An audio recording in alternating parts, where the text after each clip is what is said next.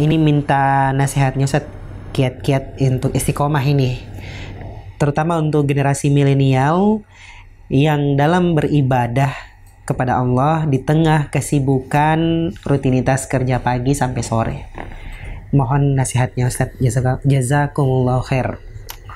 Baik, nasihat untuk kita semua ya, untuk pemirsa kita dan juga untuk kita semua. Kami secara pribadi lebih khusus lagi,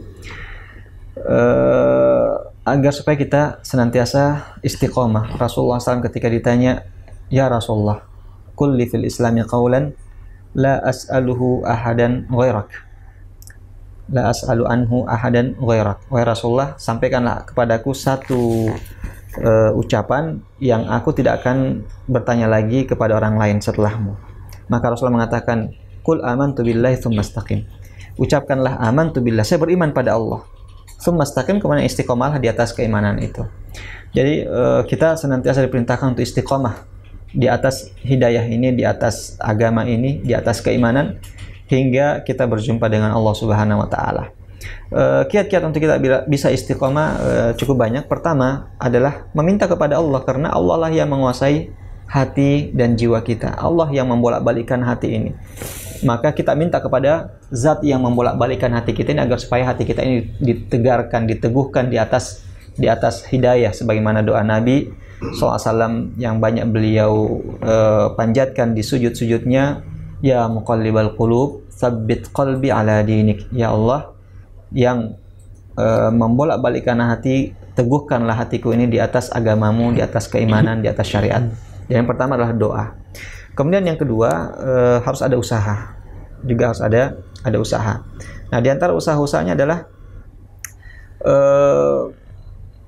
senantiasa berusaha berada di lingkungan yang baik, lingkungan orang-orang soleh, agar supaya dia termotivasi untuk melakukan hal-hal yang baik, dan dia akan bisa terjaga dari perbuatan-perbuatan buruk, karena ada orang-orang yang akan mengingatkan dia ketika dia melakukan kesalahan. Kemudian berusaha untuk mencari sahabat-sahabat yang baik, teman baik, ya, kawan berjalan, sahabat yang kemana-mana selalu bersamanya. Artinya kawan akrabnya itu adalah orang yang soleh. Karena berkawan dengan orang yang soleh ini, sebagaimana sabda Rasulullah, itu sama dengan bersahabat dengan tukang parfum atau penjual parfum, dimana kita akan selalu mendapatkan harum dan kebaikan darinya. Kemudian juga untuk memotivasi diri ini, jiwa ini, mencambuknya untuk bisa istiqomah adalah dengan membaca biografi, sejarah, kehidupan orang-orang soleh, nabi-nabi. Kita baca bagaimana kehidupan para nabi-nabi itu, mereka bisa istiqomah di atas agama Allah Subhanahu wa taala, istiqomah dalam berdakwah. Kita membaca kisah hidup para sahabat-sahabat Nabi yang istiqomah hingga meninggal dunia, para ulama-ulama kita, dan juga mungkin ulama-ulama kontemporer yang telah meninggal, dan kita lihat kehidupannya ini harum ya dengan perbuatan-perbuatan kebaikan. Kita berusaha untuk membaca kisahnya agar supaya kita termotivasi untuk mengikuti jejaknya, ya, mengikuti jejaknya.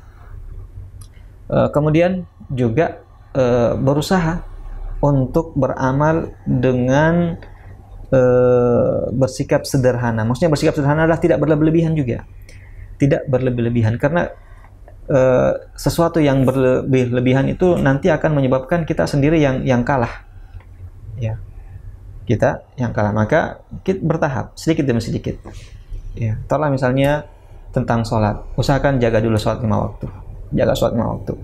Setelah itu berusaha untuk, ya, sedikit demi sedikit menjaga sholat-sholat sunat kita berusaha untuk tetap jaga.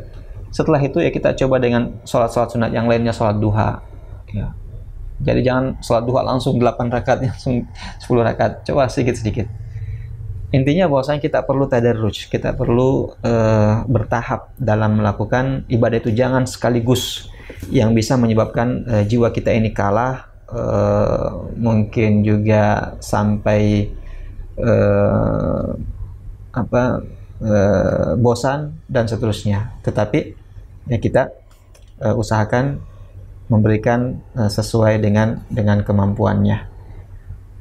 Nah, ini kurang lebih beberapa kiat-kiat agar supaya kita bisa istiqomah di atas hidayah ini. Semoga Allah Subhanahu wa taala senantiasa mengaruniakan kita semuanya istiqomah di atas agamanya ini hingga kita berjumpa dengan Allah pada hari kiamat kelak di surganya. Wallahu ta'ala alam.